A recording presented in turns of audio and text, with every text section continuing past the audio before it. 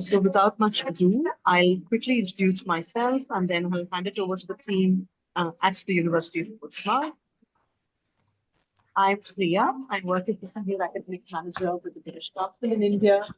I manage all the academic aspects of our work in the English and school education portfolio. I will be talking through the scholarship criteria towards the end of today's call.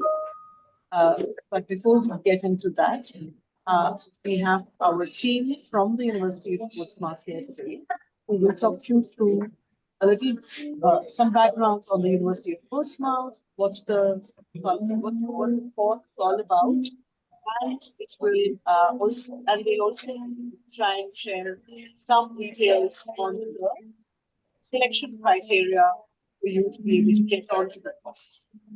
So over to you, Peter. Thank you very much indeed, Priya. Priya, can I just say we're expecting Samira to join us, and she's just messaged me to say that she is finding it difficult to join the meeting. So I don't know if we can look out for her. I have sent her the link, the Zoom link, so hopefully that will work. Sure, I'll look out for her in the attendee section as well and try and promote her to panelist if I spot her. Thank you very much indeed. So hello, everyone. It's great that there are so many people here joining us. My name's Peter Watkins. I work at the University of Portsmouth. I'm joined by several of my colleagues here, and we're just going to talk a little bit about Portsmouth and in particular the course that you would be joining. So I'm just going to share my screen with you now.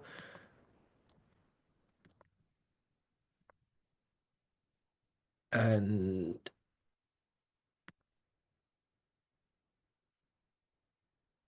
okay, I hope everyone can see my screen okay. So we're talking about the MA Applied Linguistics and TESOL. Now, this is a 2-year distance learning program. So you would be joining us in September 2025, and we will talk through what exactly your course would involve. But a little bit about Portsmouth to start with. In the Teaching Excellence Framework, we are gold rated, and that is the second time in succession, the second time running that the University of Portsmouth has been gold rated. We are home to about 31,000 students. Nearly 6,000 of those students are international students. So we're a fantastic sort of diverse community of different learners and different cultures. In the postgraduate taught experience survey, we got an 86% approval rating, which is really good. We're really proud of that. And we are one of the top 35 universities in the UK, according to the Guardian newspaper league table. So, you know, we're very proud of our record at the University of Portsmouth. Now, the MA Applied Linguistics and TESOL is designed for teachers who have teaching experience and want to progress their careers. They want to become better at what they do. Now, that may simply be a desire to improve their professional practice and become better qualified, but it may also be that our students have a desire to move on and begin to work in teacher education, begin to work in training other teachers, or indeed writing materials for learners, or working more at a sort of level of designing syllabuses and curriculums, or just a desire to understand better how language works, and particularly the English language. But the course is designed for people who want to develop their careers and, importantly, I think, share something back with their communities. So the course is for people who've got that desire to learn, share good practice, and really make a positive difference to their community. Our courses give opportunities to create knowledge, and we want our graduates to be leaders of change locally in their local context, but also nationally and internationally. That's who the course is for. And this is what you would be studying if you come to the University of Portsmouth on one of the British Council's scholarships. You begin in September 2025. Remember, this is a distance learning program. For the vast majority is a distance learning program, so you study online. The course starts in September 2025 with second language acquisition, so a look at how languages are learned from what we know from research. And then in January 2026, you do a module called Theory and Practice of TESOL. That looks at how we have research-informed teaching, practical research-informed teaching. In the summer of 2026, you do a professional portfolio, which is an individual project. But also in the summer of 2026, you will come to the University of Portsmouth, actually to the city of Portsmouth, to do a 2-week residential program where you'll get to meet your tutors face to face, you'll get to talk about dissertation ideas, and you'll get to meet people who, like you, are teachers of English. In September 2026, you you begin your dissertation, and that will be submitted in September 2027. And on this program, you are expected to have some sort of technology component within your dissertation. While you are working on your dissertation, in January 2027, you will do a module called Using Language Corpora, so again, technology focused for teaching and research. And in September 2027, as I say, you will submit your dissertation. So it's a 2-year program from September 25 through to September 27 with a 2-week residential program component in Portsmouth in the summer of 2026. Now, what our students say about us, I'm hoping that Samira is on the call. I'm not sure if she is, but Samira, if you are, would you be able to unmute yourself and be able to speak to us? I can't see if you're here, I'm afraid. Unfortunately, she's not here, Peter. Okay, I I went through the attendees list as well, but she has not been able to join this slide. that's fine. Thank you very much indeed. But what our students say about us, well, this is what one student said to us. The best thing about my course is its content, the way it's been designed, and my faculty. I love that we understand theories in linguistics and relate it to practice. This is particularly helpful as I'm teaching and gives me a broader understanding of my field. It helps me relate theory to practice. Eleanor was from Cyprus, and she said she was talking about being in Portsmouth and how she liked the actual city and visiting Portsmouth. And Atika, again from India, said, at the University of Portsmouth, I've experienced dreams turning into hopes and hopes into reality. One of the many reasons for choosing the University of Portsmouth to pursue my master's in applied linguistics and TESOL was the uni's strong academic reputation and excellent faculty. Now, as the course progresses, I am in awe of their leadership and professional mentorship. I am learning more and more each day. Faculty and administration is available throughout to guide me and support me. My tutors fill me with positivity and possibility, which help me build both self-trust and self-confidence. With the utmost assurance and confidence, I can now say that I'm getting ready to take on the world. And that is, that's a fantastic thing for a student to feel. And as we say, we really want our students to be in a position to contribute to their local communities, their national community, and indeed internationally. Now, I'm going to keep sharing my screen, but Andy is going to talk to you about the application process. Hello, everybody, and good evening. So my name is Andrew McCormick-Ward. I'm the manager of the Centre for Continuing Professional Development at the University of Portsmouth. My team will be responsible for the processing of the scholarship and the application process within the university. So what I'm going to run through very briefly is how you apply for this scholarship and for the degree programme. So what you wouldn't do is apply for the degree programme straight away. We need to go through the scholarship process first because that will fully fund your studies with us. So very briefly, there are 4 steps to apply. And the deadline to submit your application and the supporting documents is 5 minutes to midnight on Friday, the 9th of May, 2025. If I have the next slide, please, Peter.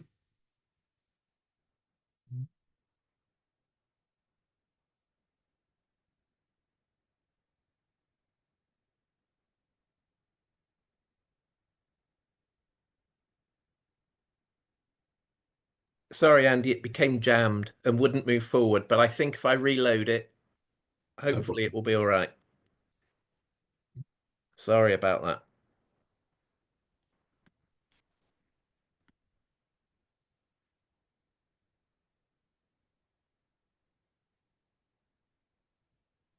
There we are. Thank you. So the first step to apply is to access the scholarship application website. So if you don't have access to this, I'll put it in the chat before the end of this meeting. So it's very important to first read the information on this webpage and to check you meet the eligibility requirements. So there are two sets of eligibility requirements for this course. One set is the British Council's scholarship requirements, which you must meet. And then there are the entry requirements for the course, which includes English language. So as I said, I will share the link to this website at the end of this meeting. If I go to the next slide, please, Peter. I don't.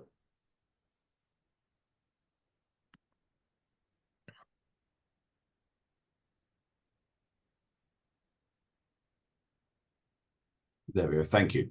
So one of the stages you must do is to complete a personal statement, and there is a template you can access on the main website we can share.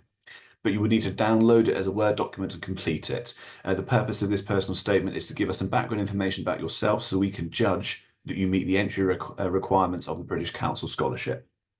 So once you've done that, we can then move on to stage 3. Have the next slide, please, Peter. And the next stage is to complete application form. This is via a Google form, so you complete all the personal details and submit it to us. I can see my colleague Colin has put the link to this web page in the chat, so if everyone wants to bookmark that so they've got easy access to it. So when you completed the application form and submitted it to us, we then move on to the final stage. I can have the next slide, please, Peter, which is the actual shortlisting and interview process. So what we'll do is we'll review every single application we receive before the deadline, and it goes through a rigorous point-based shortlisting process based upon all the entry criteria that we've already been through. The top 6 candidates will then be invited to a short interview, and we'll then decide on the top applicants who'll be notified. I believe there's actually 7 and not 3 for this round, so there may be 7 different candidates selected and notified. And all applicants will be provided feedback and receive a decision. There are 4 decisions. One is acceptance onto the course with a scholarship. One is acceptance onto the course and placed on a reserve list for a scholarship. Another is acceptance onto the course without a scholarship. So you may be eligible to attend the course, but would have to fund yourself or be another means, or you would not be accepted onto the course. Now, for option 2, if you're placed on a reserve list for a scholarship, this means that if for whatever the first 7 candidates who are shortlisted, if any of them are unable to attend the course, then you would be contacted to take their place. Once we've gone through this process, you will then be placed on the university's admissions process where you go through as a general student. We would then support you throughout your application to become an enrolled student. One of the important things to mention within this process is that even if you are shortlisted as one of the final candidates, you still need to provide an English language certificate to us to complete your eligibility for the course. Now, there is within the funding available a refund for one English language test, and you can undertake an IELTS or a Duolingo or a TOEFL. We have a long list of accepted English language certificates that you can apply for and undertake. But if you're unable to meet the English language requirements of the course, even if you're successful in all other parts, we will not be able to offer you a place and would have to go with someone on the reserve list. So that concludes the application process. So thank you, Peter. I think we move on to concluding the presentation, I believe. Yes, so we've reached the end of the presentation, but if you do have any questions for us, we'll be happy to answer them. And these can be either in the form of a vocal question, or if you want to put something in the chat, we will do our best to answer them. But I will say a lot of the information you need is on the website my colleague has linked. Over to you, Peter. You're muted, Peter. Yeah. You would think I would know by now, wouldn't you, after all these years of using mute buttons? And still I get it wrong every single time. Thank you, Colin. I haven't really, I can see there are 3 questions in the Q&A, and also 61 in the chat, but I don't know. Priya, do you want to talk through the scholarship things So, and then we'll sure. look through the questions Yeah, together? Is sounds, that sounds, is that sure. okay? Sure. Sounds good, Peter. I'm going to quickly share my screen. And say a little prayer so that it works.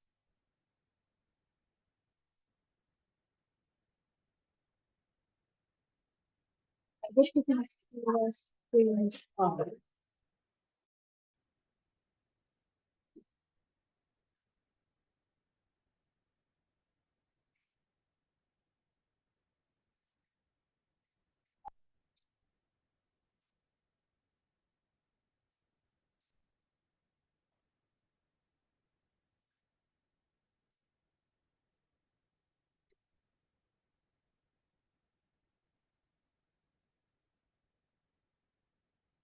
Okay. Thank you, Peter and Andrew, for talking through the scholarship criteria. I hope my screen is visible. Okay. Yeah. So, like Andrew mentioned, the first step in your application process is to apply to the British Council scholarship. Only once you're through and you're accepted on the British Council scholarship will you be eligible to apply to the course itself. So, why do we offer this? This is just a background to the British Council scholarships. Like most of you already know, we offer scholarships every year to English language teachers across the country. To this one with the University of Portsmouth is for English language teachers to complete a master's degree in ELT. In this case, it's applied linguistics and TESOL. It's an online course, like Andrew and Peter already mentioned, and there is an emphasis on use of educational technology. This time, with the University of Portsmouth, we will be offering this to 7 English language teachers who meet the criteria already laid down by Andrew. We'd like to do this because we think that these scholarships would really help you to have an increased knowledge and understanding in the field of English language teaching. We hope that by means of this scholarship, you will be uh, in a better position to share your knowledge and, sorry, yes.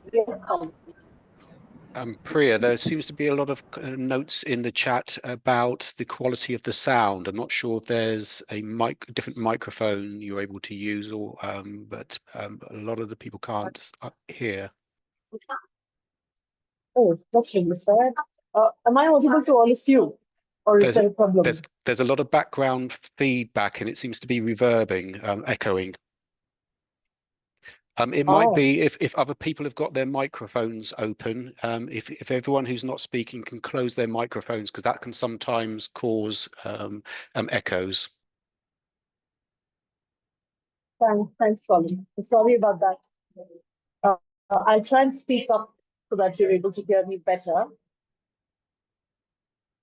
So we hope that through the scholarships, you'll be able to share your knowledge about ELT and your experiences of teaching in your context with an international community of teachers. This can happen during the course and while participating in wraparound activities. We hope that by means of the scholarship, you would be ambassadors for UK postgraduate education in English language teaching. And we hope that you're able to support the development and improvement of English language teaching in your own communities. Why do we focus on educational technologies? All of you know that there has been a thrust on using educational technologies over the last decade or so, and the pandemic has kind of helped us pivot this mode really fast. However, there's still a huge gap in terms of teachers' understanding of educational technologies and using them effectively to teach in their classroom context. Therefore, the focus. I will now move on to who is eligible to be part of this scholarship. I did see some questions around this in the chat, so hopefully this section will answer those questions. You need to be an Indian citizen, so you need to be a passport holder and a permanent resident of India to be eligible for the scholarship. You need to be an English language teacher in the government school sector.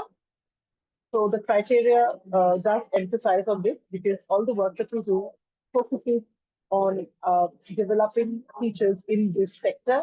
So the eligibility criteria would be, the priority would be for government school teachers of English, primary, secondary, tertiary. Then if we don't find people who meet this criteria, we move on to the government aided sector. And if we don't find people in that criteria as well, we move on to the private sector. So that's how we go. It's government aided, and then the private sector. You could be in the primary, secondary, or tertiary sections of your career.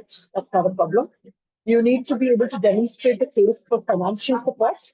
So there will be a written statement as part of the scholarship application, where you need to lay out why you need this scholarship, how it will help you. You shouldn't have received any financial support for a study program in the UK from any other source. So you shouldn't have received any other scholarships, and you shouldn't have previously studied at degree level or any other level in the UK, or shouldn't have lived in the UK in the last 3 years at the time of applying for the scholarship. Of course, you need to be motivated enough. Like Peter and Andrew mentioned, it's a 2-year course and it's an online one. So, despite all the support, despite all the amazing faculty, you are going to be on your own in many ways, and you need to have a lot of intrinsic motivation to be able to go through the course because it's online. So you need to be motivated and academically be able to follow and benefit from this course. And therefore, the requirement for the language test, you need to meet that eligibility criteria for the language test. It could be either IELTS, Duolingo, or any of the ones that is listed on the Portsmouth University website. You should be working in or directly with the government education sector. I've already covered this one. You should have some interest, of course, in the proposed subject area. So you need to have some understanding of applied linguistics, some interest in that area for you to be able to make the most of the course. And in the scholarship, as part of that, you will be answering a question on how do you plan to give back to your community of teachers from what you learn. So if there is a clear rationale and a clear plan, your scholarship application stands a better chance to make a cut above the others. By signing up to the scholarship and by getting one of these scholarships, you also agree to be a part of the British Council's global alumni network. And you agree you will be part of the British Council local alumni as well. And you support the British Council for various other activities that we do in terms of webinars for teachers, workshops, research activities, etc. You also need to demonstrate a clear plan and passion to come back to your community and share learnings from your course so that it's not limited just to you, but the learning passed on to the wider community. You also need to agree to your personal data being shared with the British Council as a condition of applying for the scholarship. You cannot apply to the scholarship, or you will not be eligible for the scholarship if you hold a dual British citizenship, or if you're an employee or a former employee or a relative of any of the ones listed on the screen. Even if you're an employee or a former employee or relative of an employee of someone working at the British Council, you are not eligible to receive this scholarship. We have, I'm very delighted to share that we have a cohort of 18 scholars, 10 female and 8 male scholars from various parts of the country who are part of a community of practice, who benefited from these scholarships in the last 3 or 4 years. So you can see we have Assam, Chandigarh, Delhi, Gujarat, Himachal Pradesh, Maharashtra, Nagaland, Tamil Nadu, Telangana, Uttar Pradesh, West Bengal, and yeah, all these states, teachers from all these states are part of our scholarship alumni network and have either completed or are pursuing their courses from the University of Portsmouth or University of Portsmouth. On that note, I'll end my presentation and we're happy to take questions. Thank you, Priya. I'm happy to talk through some of the questions. Samira has been able to join as a participant, I believe now. So I don't know if we can give her the right to speak and maybe come back to her in just a moment. Sure. In the meantime, I can see a few questions in the Q&A. One of them is about age, and I think this came up in the chat as well. There is no age limit for the program. You can apply at any age.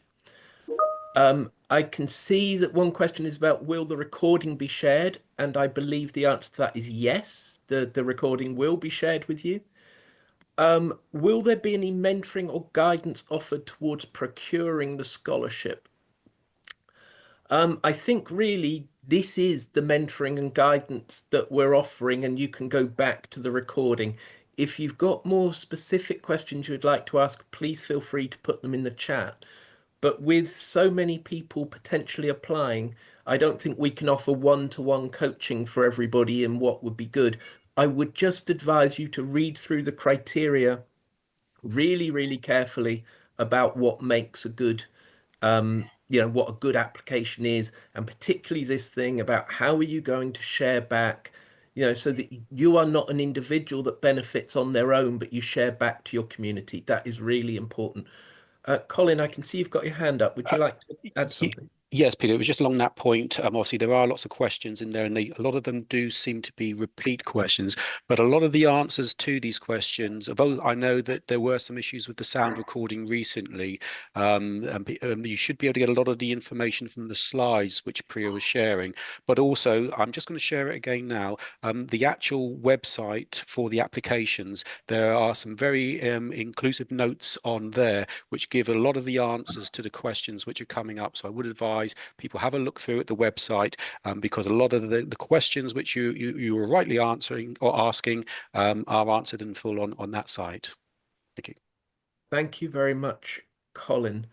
I can see a question. Do we earn certificates for attending this webinar as part of our professional development program? And I believe the answer to that is no, I'm sorry, you don't.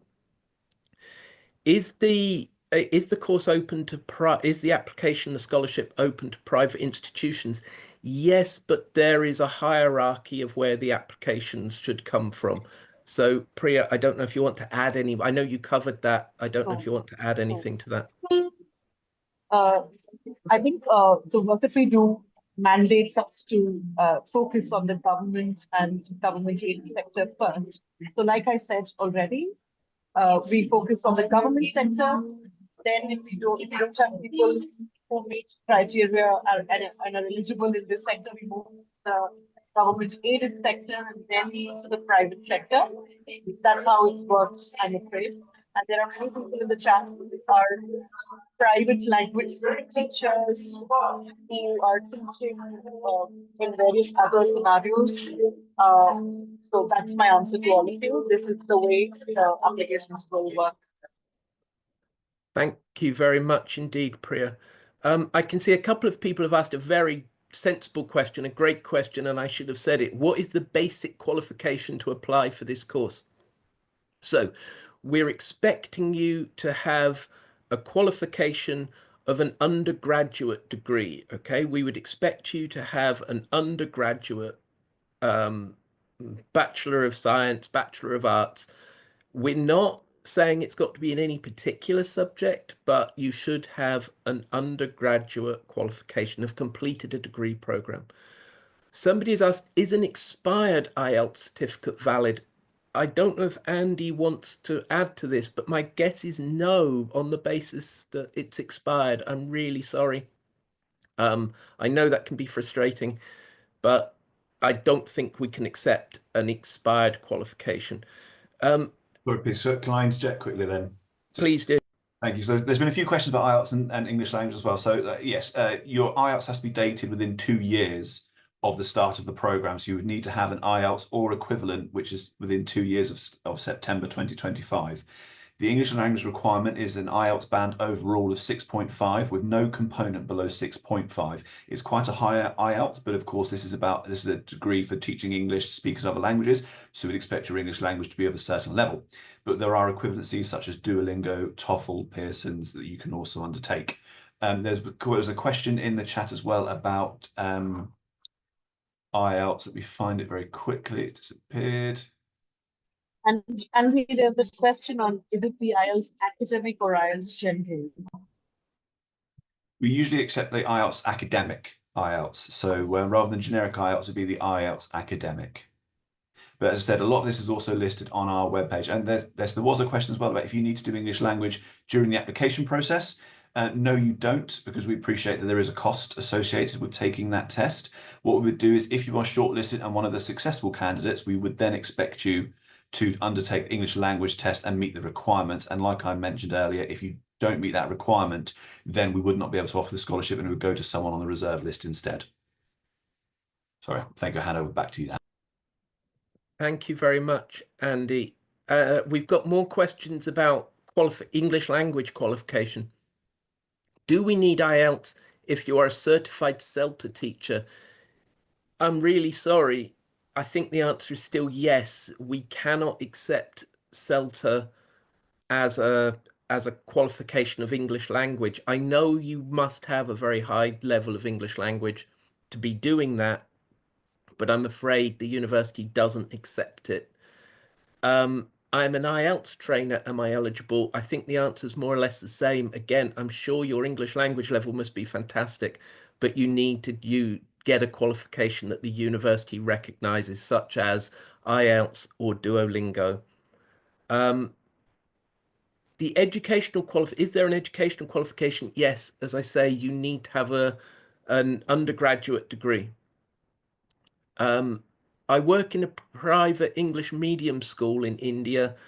I'm interested to apply. That's great. I refer you to Priya's previous answers for that.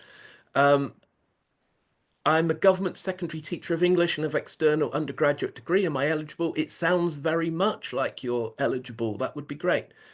Will you be sharing the courses approved for the English language proficiency? They are on the University of Portsmouth website. Andy, I don't know if you've got a link to hand that you could just pop in the chat for those for people, or if it's not already there. Literally just done it. So the link is in the chat for our English language requirement. Thank you very much indeed. Okay, so I think we've answered just about everything in the Q&A that was coming up in the Q&A. I can see Samira has joined. Thank you, Samira, so much for joining us. Just for everybody's benefit, Samira joined the university in September last year. She is on the exact same qualification scholarship that we are advertising again now. And we've invited Samira along just to say a few words about her experience. And Samira, if you're able to unmute yourself and talk, we'd love to hear from you for a few moments. Hi, everybody. I don't think you can see me. You should be able to turn, you should be able to turn Thank you. on as well. All right, so I'll just say a few words about why I applied for the scholarship. A little bit about myself. I'm from Chennai in Tamil Nadu, and I teach in the university. And in 2022, I did my CELTA, and then something on the CELTA course made me think, okay, I'm able to do so much, I'm able to teach all of this, but why exactly am I doing this? Is there a rationale behind everything that I do? So that kept me asking for, I think, for quite some time. So in 2024 was when I applied for the scholarship.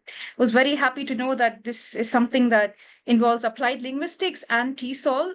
I loved how it sounded, applied linguistics and TESOL. That's exactly what I wanted. And I've completed one teaching block on the program already. So I've done my SLA module. I found everybody to be very understanding and friendly, and all of these academic resources, I think they're really helping me improve as as a better teacher. And what's best about this course is that since I teach at university in the afternoons, I get to spend my mornings studying. So it's almost like theory and practice that I get.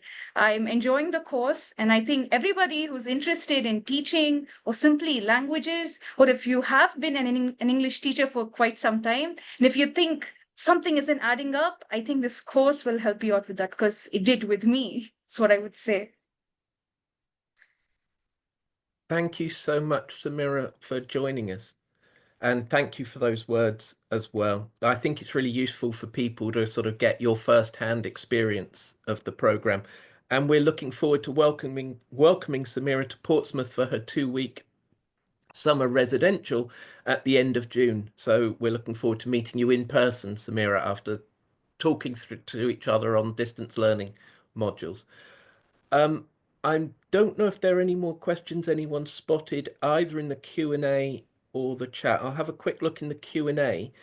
If anyone's put a question in the chat that no one has yet addressed, maybe retype it in the Q&A, because there are far fewer there and we will find it a bit quicker, I think. So if you wouldn't mind retyping it if necessary.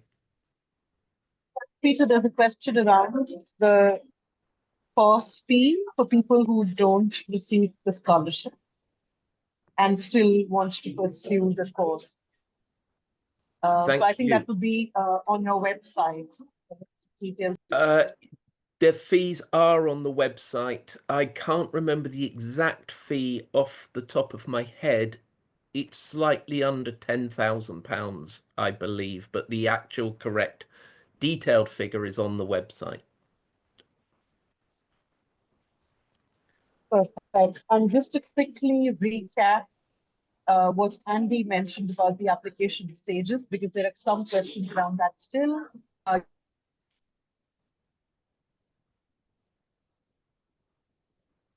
You've gone on mute, Priya.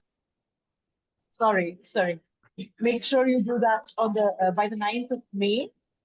The timelines are all mentioned on the University of Portsmouth website as well as the British Council website. My colleague Susan can pop the link to the British Council Scholarships webpage link here. You need to be eligible for the scholarship, to receiving the scholarship, post which you can apply to the course itself. You will be taken on to the course with the scholarship only if you make it to both the scholarship and the course, and have a successful language test. And the scholarship will only be able to cover one successful English language test. So you may not make it in one test, you may have to take multiple attempts. Unfortunately, we will only be able to cover for one or pay for one successful IELTS or any other language test attempt.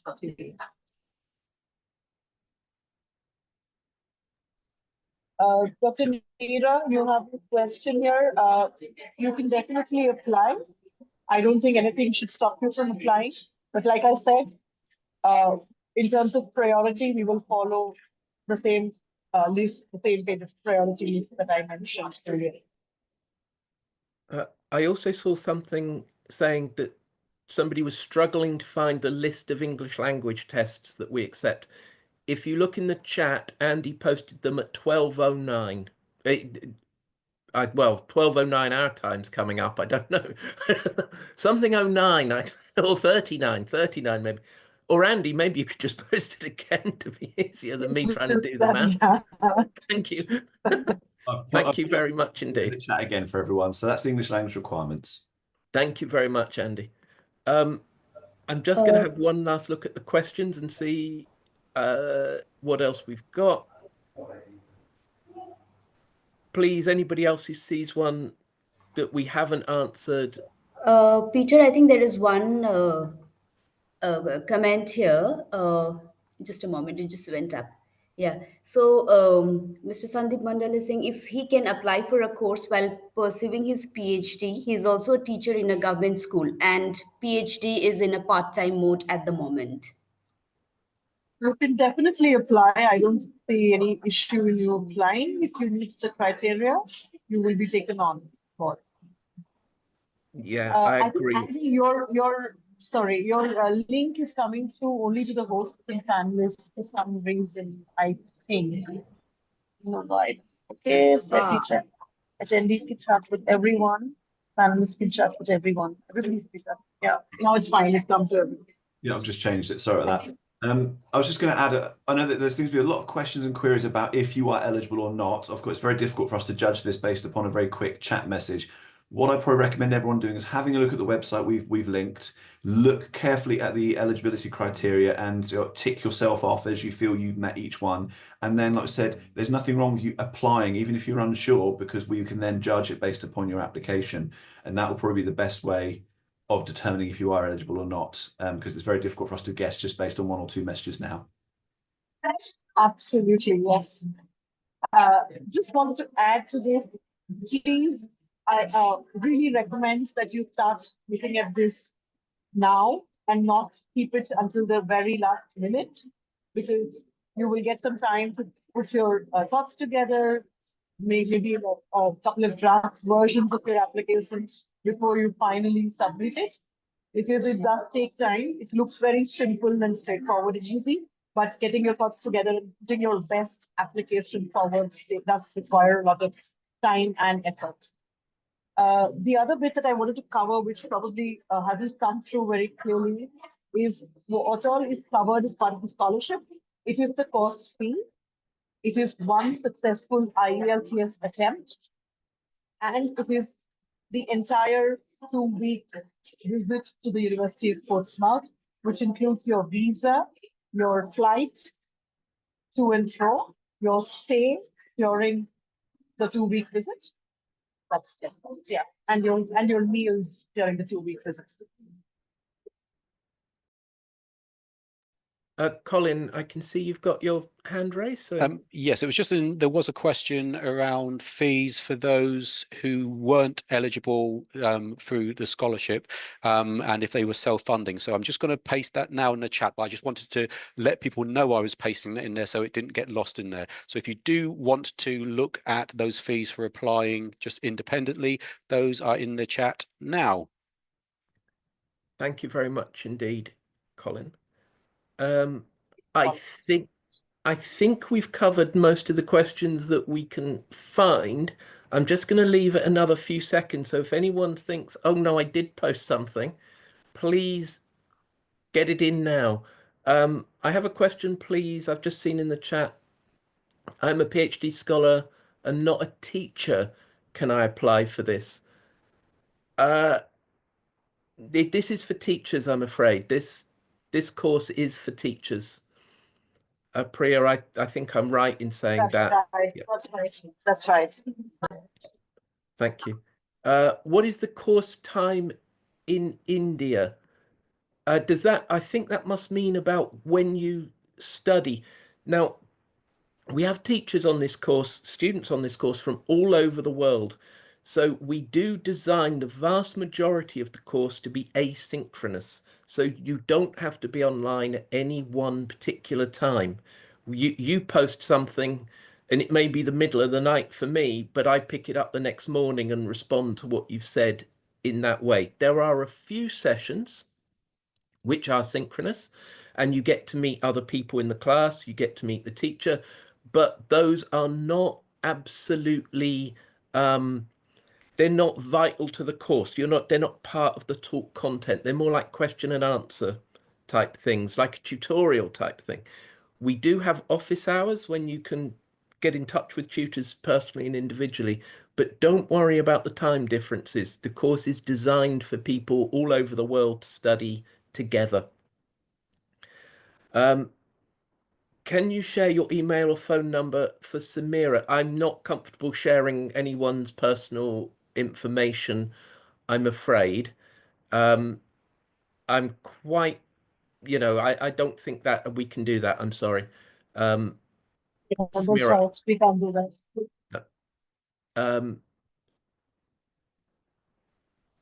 I would really recommend and request everybody to please go onto the university website, read everything in detail, or access the British Council webpage about the scholarships.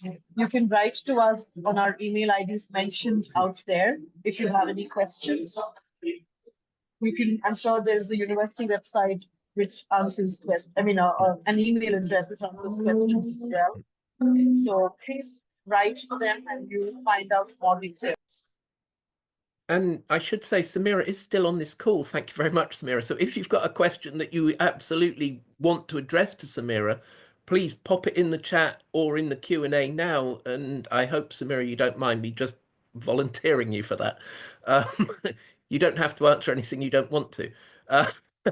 But I just, if anyone's got a question, particularly for Samira, now is the chance to ask it. I'm just going to go back to the Q&A a bit to see if anything's been put in there.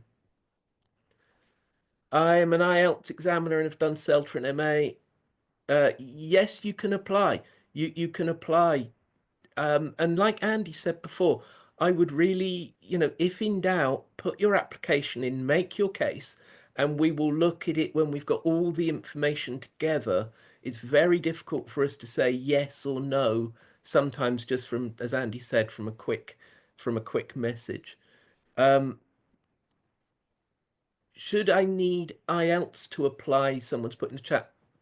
Not specifically IELTS, but you need IELTS or equivalent. You do need an English language teaching qualification before you can take up your place on the course. I can see someone says, how much does the course cost without the scholarship? Well, I think Colin put that into the chat about 4 or 5 minutes ago. Colin's just put it in again, I think. Thank you very much. Thank you very much, Colin. I'm an IELTS examiner. Do I need to do IELTS? Sadly, I'm really sorry, but yes, you do. I'm really sorry about that, or equivalent, of course. There may be things that are cheaper that you could find that you can do, but you do need the English language qualification. I can People see just wanted to quickly address this one. It's come up multiple times. NOC needed from institute or government. That is up to you. I will leave it to your discretion. For the 2-week visit is what I'm assuming. If you need to take permission from your authorities, I would say, well, go ahead and take it, because if your setup requires you to take permission for leave, you will need to do that. So we don't want you to lie to them and go to the University of Portsmouth. So please do make sure that you have your leaves in place, you have your permissions to travel in place. You may need an NOC, but we don't need one for you to travel. Thank you very much, Priya. I can see somebody's got their hand raised. VJ Baskaran. I don't know if VJ can unmute, whether you can unmute yourself, or if a few people have got hands raised. So please feel free to, if you can unmute yourself and speak, please do. If not, you'll have to type something into the chat, I believe.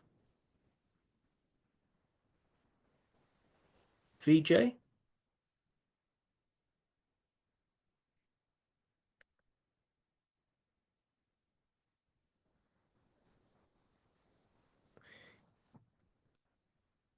Yes, VJ, please. I think you've got the right to unmute yourself, so please do.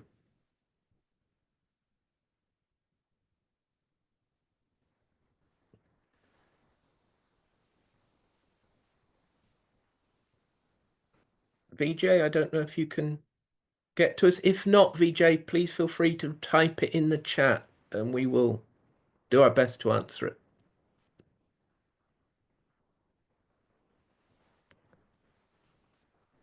I can see a few people still asking about fees, and as I say, Colin has put them in there for all our relevant courses, I think, so, or versions of this course, I should say.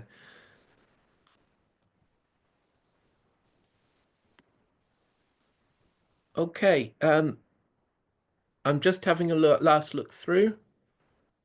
I don't think we've got any questions that we haven't covered, so with a couple of minutes to go, I think I'm quite happy to stay online for a few minutes if anyone wants to ask anything, but I think really we're coming to the end, and all I would say is thank you for your time. Really, I think this is a fantastic opportunity. So I know making the application is a lot of work and you've got to think about what you want to say, but this really is a brilliant opportunity. So please put in your application, but do look at the criteria for eligibility as well. And think through what we said about what makes a good application, about not just how you will benefit as an individual, but how you're going to help your community as well. Okay, I think that is about it. Priya, I don't know if you've got anything else you would like to say. No, thank you. Thank you, Peter, and thank you, team. I think we've covered it all, and I think most of the questions are now repeated. We'll share the recording of this with everybody who's attended, so you should be able to access the recording and find some of your answers when you go back in the recording. And like Peter said, all the other information is either available on the University of Portsmouth website or the British Council website, links to which have been shared in the chat multiple times. Thank you, everyone. Have a good evening. Thank you, team University of Portsmouth. Have a good day. Thank you, Thank everyone. you, everyone. Thank you all. Take